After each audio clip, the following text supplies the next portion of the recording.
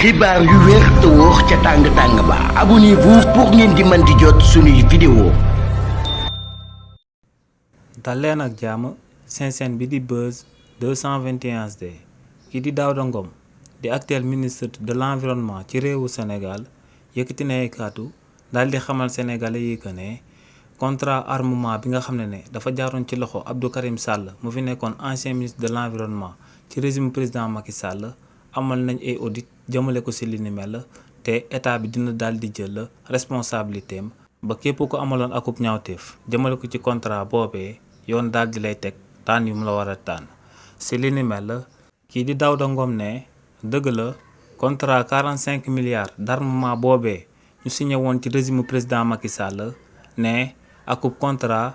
secret défense la ne li ni mel moom moo sabab mënu cee daal di xuus ci dossier bi dans le fond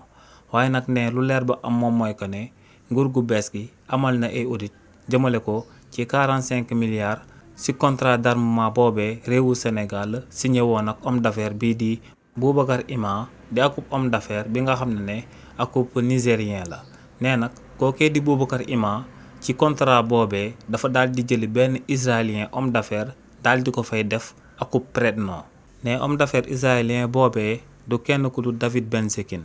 nee nag kookee di David Benzekin Boubacar Ima da ko daal di fay xaalis ngir mu daal di ñëw en personne daal di signer contrat d'armement boobee toll ci 45 milliards moom ak état bu Sénégal